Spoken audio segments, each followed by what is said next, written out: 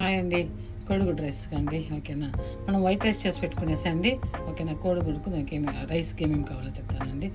ఇది కాజు అండి, మన ఇష్టం అండి, మన ఇష్టం ఏమైనా వేసుకోవచ్చు తినేదాన్ని బట్టి కాజుని. ఓకే అండి, పచ్చిమిరపకాయలు ఒక 2, ఇది వచ్చి ఇద్దరు మనుషులు అన్నాము అనుకోండి. ఓకేనా, ఇద్దరు మనుషులకి.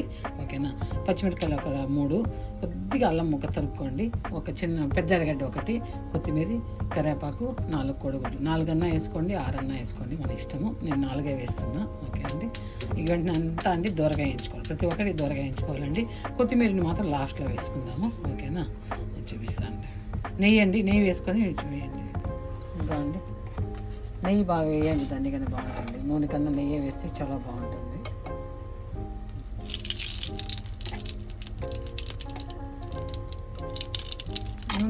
నెయ్యి తక్కువగా నేను అనుకోండి, ఇంట్లో నో ప్రాబ్లం, కొద్దిగా నూనె కూడా వాడుకోండి, బాగుంటుంది. నెయ్యితో తిన్నామంటే చాలా టేస్టీగా ఉంటుంది. నేను చెప్పడం అంతే, నెయ్యి చెప్పడం. ఓకే అండి, కాజుని దూరగా వేయించుకోండి.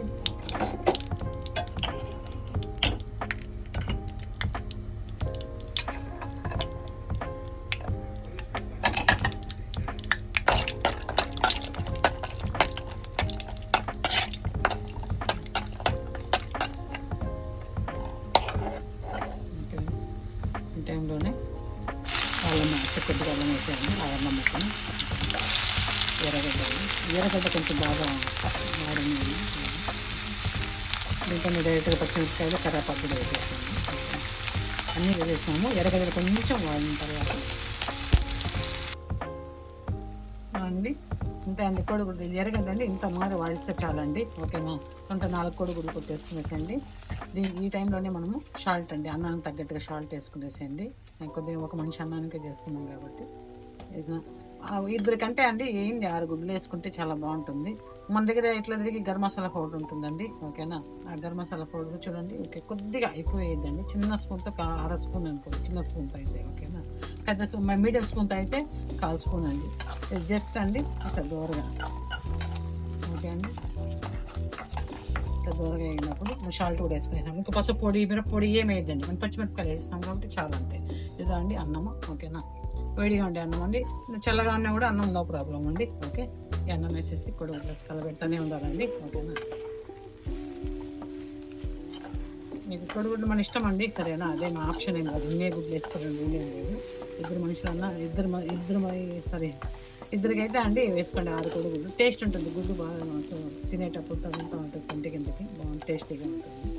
ఓకే అండి, ఇంతే అండి. కంప్లీట్ అయినాక అలా చేస్తాం. లాస్ట్ మినిట్ అండి కొత్తిమీర వేసుకోవాలా. అంతే అండి, ఉప్పు ఉందా లేదా చూసుకోండి, ఇంకేం వేయద్దండి. ఓకేనా, ఇదండి రెడీ అయిపోయిందండి. వేడి అన్నం మనం అన్నం చేసుకుంటాము రాత్రిలో, కొద్దిగా అన్నం మిగిలిపోయింది సాయంత్రం పూట. ఆ అన్నాన్ని మన పప్పు ఏదో మనం కూర చేసుకునేది లేదనుకున్నాం అనుకోండి, ఆ టైంలో మీరు ఇది ఎగ్ చేసుకొని ఇట్లా మనకి ఎగ్ రైస్ చేసుకోండి, చాలా బాగుంటుంది. ఎందుకంటే మనం తరిగి పెట్టుకున్న కొత్తిమీర అండి ఈ టైంలో వేసుకోండి. ఊరికే కొంచెం వేసుకోండి కొత్తిమీర. అన్నీ మన ఇంట్లో ఉండే వస్తువులే అండి, మనం తన్నీగా పోయి మనం తెచ్చుకొని చేసుకోవాలి అనేది లేకుండా నేను చేస్తాను అండి. సరేనా అండి, అంతే అండి. అయితే ఎగ్ రైస్ రెడీ అయిపోయింది. ఇంకో చేసి చూపిస్తానండి ప్లేట్.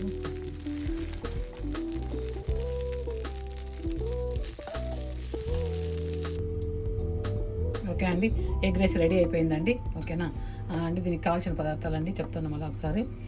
పెద్ద ఎర్రగడ్డ ఒకటి ఎత్తుకోండి, 4 కోడిగుడ్లు, ఓకే, కాజు ఒక 4-5 పీసులు అండి, పచ్చిమిరపకాయలు ఒక 4, కరివేపాకు, గరం మసాలా కొద్దిగా స్పూన్, ఒక చిన్న స్పూన్తో అండి గరం మసాలా చేసేటప్పుడు. ఎర్రగడ్డలు బాగా వాట్ చేయండి నూనెలో. వాట్ చేసిన తర్వాత పచ్చిమిరపకాయ, కొద్దిగా అల్లం పీసు, దాన్ని కూడా నూనెలో వేసేసేయండి. అది కొద్దిగా మీకే తెలుస్తుంది, ఆ స్మెల్ మంచిగా వస్తూ ఉంటుంది. ఆ టైంలో కరివేపాకు వేసేసి కోడిగుడ్లు ఒక 4-5 మీ ఇష్టం అండి, దాన్ని కొట్టి వేసేయండి. దాంట్లో కొద్దిగా జస్ట్ అది ఉడికినట్లుగా ఉన్నప్పుడు ఆ టైంలో మనం అన్నం ఉంది, మనం అన్నం అప్పటికప్పుడు చేసుకోవాలంటే అవసరం లేదండి. మనం అన్నం మధ్యాహ్నానికి ఎట్లా మనం చేసుకుంటాము, ఆ అన్నం ఉంటే కూడా అండి ఆ అన్నంతోనే చేసుకోండి, బాగుంటుంది. ఓకేనా, టేస్టీగా ఉంటుంది. అంతే అండి. దాంట్లో అన్నం వేసేసి కొంచెం కలబెట్టేసేయండి. కోడిగుడ్డు బాగా ఉడికిపోయింది, మీకు తెలుస్తుంది కోడిగుడ్డు ఉడికిందా లేదా అని. అప్పుడు మీకు బాగా కోడిగుడ్డు ఇట్లా బాగా మంచిగా వచ్చేస్తుందండి. ఓకేనా. ఆ లాస్ట్ మినిట్లో అండి మళ్ళీ కొద్దిగా గరం మసాలా వేసుకొని, పెప్పర్ పౌడర్ ఉంటే పెప్పర్ పౌడర్ వేసుకోండి, బాగా లైట్గా కలబెట్టేసేయండి. ఎగ్ రైస్ రెడీ అయిపోయిందండి. ఇంతే అండి దీనికి కావాల్సింది. మన ఇంట్లో ఉండే వస్తువులే అండి ఇది. సరేనా. మన బ్యాచిలర్స్ కానీ, మనము మామూలుగా స్కూల్ ఎక్కడైనా వర్క్ చేసే వాళ్ళకి కానీ ఇది అందరికీ మంచిగా ఉపయోగపడుతుందండి. ఆకలిగా ఉంటుంది అట్లా వాళ్ళకు డ్యూటీ నుంచి వచ్చినా కానీ, ఇంట్లో ఉన్న సాయంత్రం పూట స్నాక్స్, ఎవ్రీడే స్నాక్స్ మనం ఏమి చేసుకొని తిన్నాం కదండి, అవునా కదా. కాబట్టి మనం అన్నమే ఉన్నింది, అన్నంని ఇట్లా చేసుకొని తినండి, చాలా బాగుంటుంది. ట్రై చేసి చేయండి, చాలా బాగుంటుంది. తిని ఎట్లా ఉందో చెప్పండి. లైక్ చేయండి, షేర్ చేయండి, సబ్స్క్రైబ్ చేయండి వీడియోని. థ్యాంక్ యూ అండి.